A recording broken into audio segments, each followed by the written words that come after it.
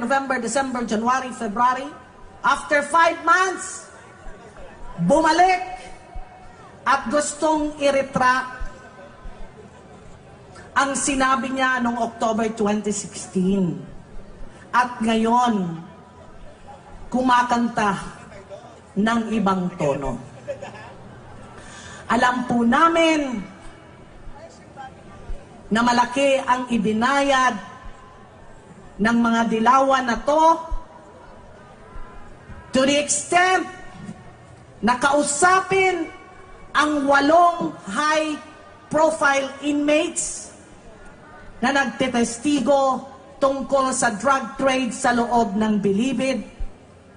Dahil sa araw na ito, ang plano nilang patumbahin ang Duterte administration. Kayo ba ay papayag? 6 na taon si Pinoy. 6 na taon ang kanyang nanay na nagsilbi sa ating bansa. May nagawa ba sila? Na diskubre ba nila na grabe na ang drug addiction dito sa ating bansa? Hindi. Dahil mismo ang Secretary of Justice that time is the drug protector of the big-time drug lords inside the Bilibid. Sinabi niya, kaya galit na galit yan sa akin. At if you remember, ewan ko kung sino ang nakapanood sa inyo dito, na pinipilit niya si Chief PNP Bato. Pangalanan kung sino yung personality na kasama ng mga police officers natin para kunin si Kerwin Espinosa. So nang pinangalanan ako ni Chief PNP, immediately I stood up. And when she saw me, sabi nga, nagsisigaw na siya doon. Lumabas ng pagka-bipolar niya. Let her sit down! Let her sit down! Ang ginawa ko po, kinawayan ko siya, at nagsabi ako ng be.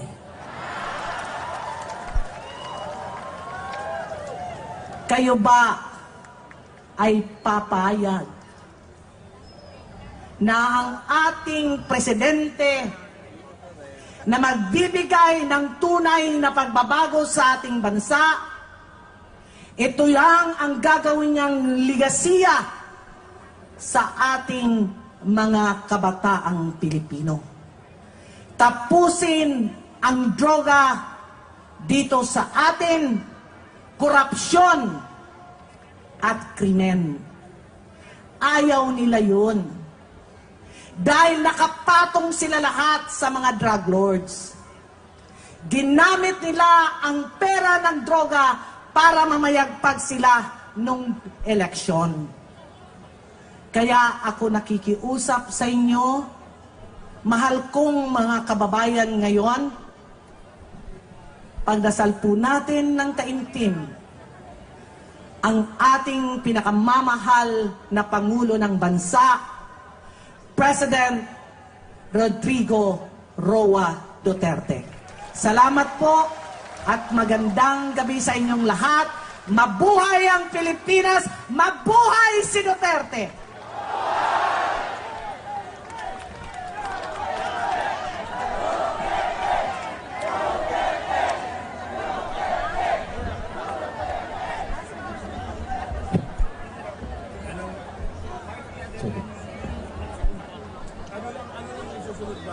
Ang program? Ano na po? Oo. Sige, kumuha na isa pang microphone. Isa pang microphone. Ilan ba na?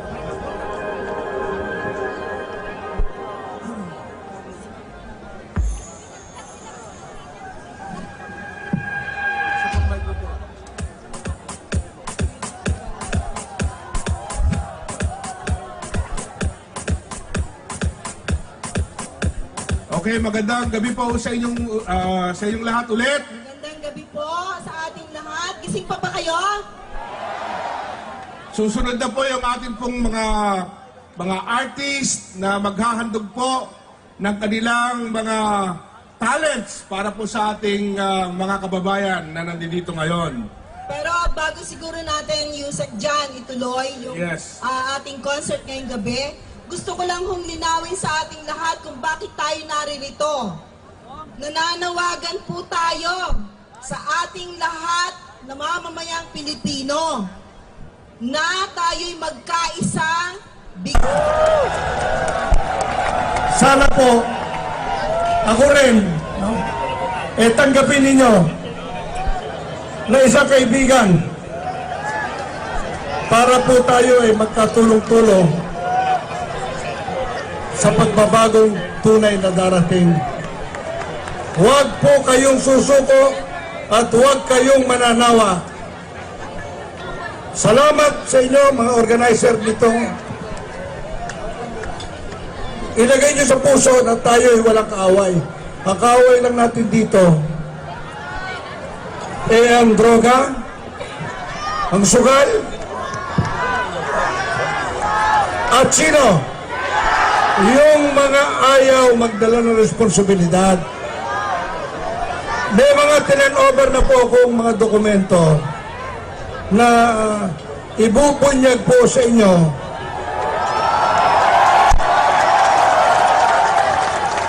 ng inyong Secretary of Justice at ng inyong Executive Secretary at saka ng inyong pong Secretary ng Presidential Communication Office.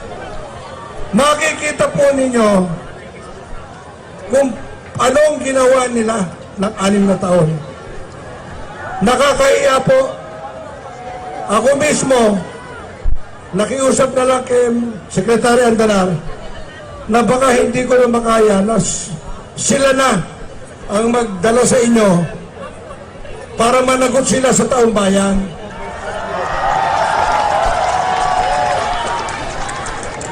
Matuwid na daan daw. Yung pala matuwid na dumediretso ang koleksyon ng pera sa mga bulsa nila. Makikita po ninyo sa mga susunod na araw, yung mga dokumento po na yan, kung paano nila kinukolekta buwan-buwan. Kaya sandali lang, kaya nilang magbayad ng 100 milyon para manuhol. Kasi baliwala po pag nakita ninyo yung koleksyon na kanilang ninanakaw. Pagkatapos sisigaw sila na matuwid, boss ko. Boss ko kayo. Paano naging boss ko kayo? Ninanakawan ko kayo? Walang respeto sa taong bayan. Boss mo, nanakawan mo. Kaya, mabatiin ko kayo uli ngayong araw na ito dahil sa akin po, malapit po ito. Magmula po nung 31 years ago, hindi po ako nawawala ng pag-asa na yung pagbabago darating.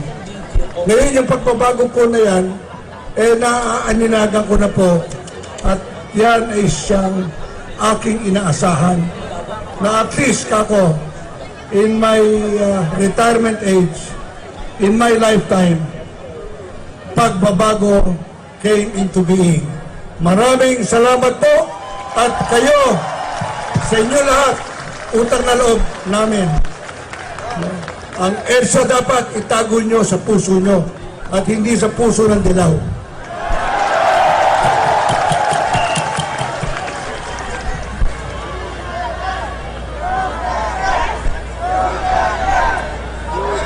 Maraming salamat, President Boy Saicon. Sa panahon tayong matatanda ang nagtatalo-talo, mga bata na mismo ang nagsusumamo. Change na! Panoorin natin ito. Sabi nila, masarap daw ang mangarap. Kaya ako, gusto kong maging teacher at magturo sa maraming bata. Paglaki ko naman, pangarap kong mapalago ang bukid na pinaghirapan ng tatay ko. Ako, paglaki ko, gusto kong puntahan ilog at bundok dito sa Pilipinas.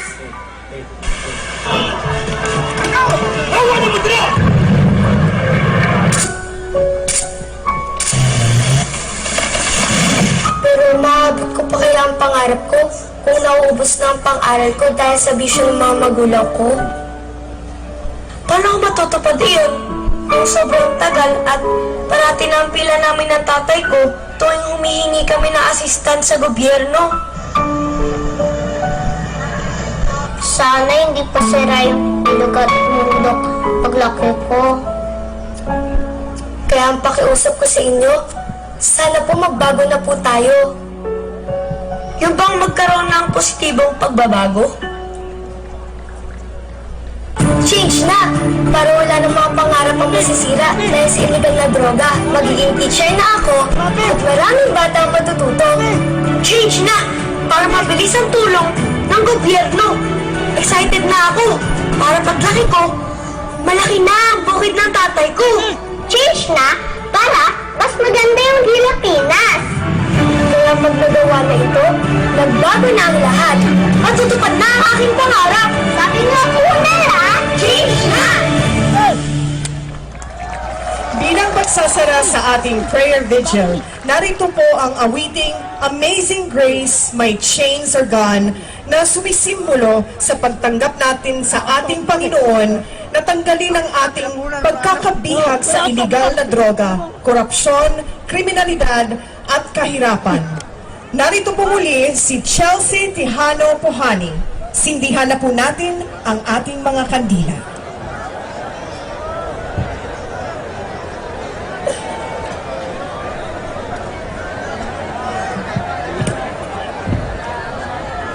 Let us all sing together, Amazing Grace, my chains are gone.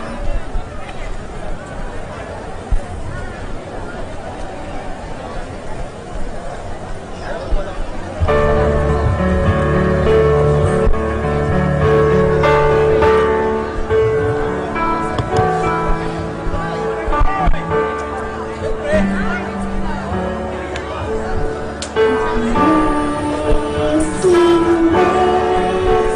how sweet the sound.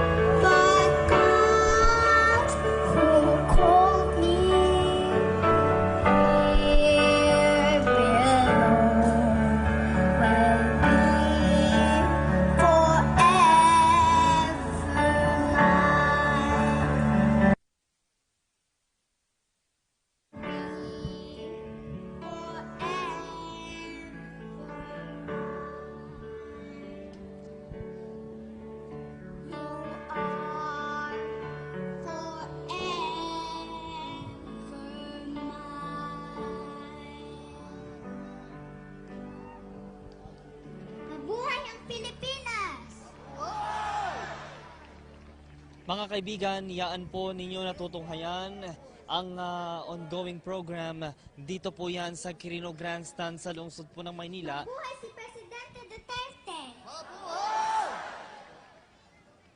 Ito po ay bilang bahagi pa din po nitong ginagawa nga po programa para po bigyang suporta.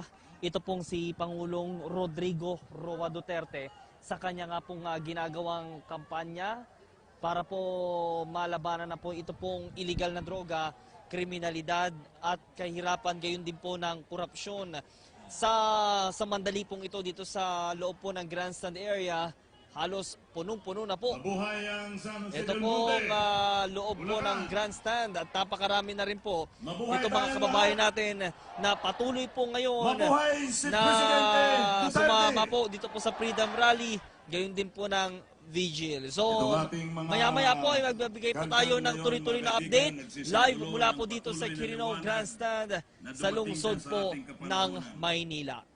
Ito po ang PTV Special Coverage. Ako At po si ito, Julius de ikapalat Zambron. sa buong At ito Pilipinas, po simbolo. ang ating patuloy na pagbabantay tungo sa pagbabago Kahit sa ating tayo bayan. ay magkaminsan, Maraming salamat po. Pinupunan itong ating mga kalaban.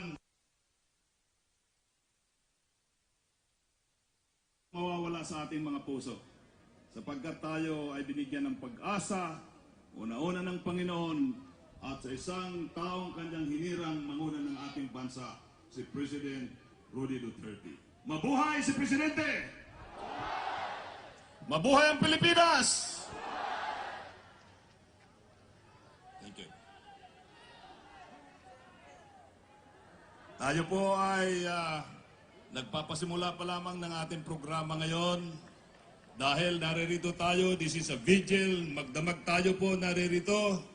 At bukas ng alas 6 will be the start at the show of force ng lahat po na nakikisa sa pakikipaglaban ni Presidente sa gyera laban sa illegal na droga. Kaya ngayong gabi, we will have some good entertainment galing sa ating mga celebrities. At huwag ho kayong matutulog. Naririto tayo. Lalaban tayo, pakita natin na talagang tinatanggihan natin ang korupsyon. Tinatanggihan natin ang kahirapan na ating dinadanasan. Dumating na ang liwanag, mga kaibigan, na mayroon tayong isang presidente na gano'n na lamang ang kanyang pagmamalasakit alang-alang sa ating bansa, alang-alang sa simpleng mamamayan kagaya sa atin. Kaya ngayong magdamag, naririto tayo, ipakita natin ang ating patuloy na suporta sa mga hangarin ng ating presidente. Malaking bagay ito, mga kaibigan. Inuulit ko. Sige pa rin yung radyo doon, no? Sabi, dadalawang ko lamang sila. Talagang may tama sa droga yung...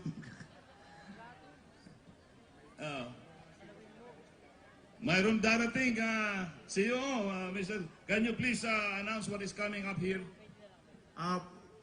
Darating pa po yung mga maraming mga performers ngayong gabi para po magbigay ng mga entertainment po sa atin ngayong gabi. Nandiyan na po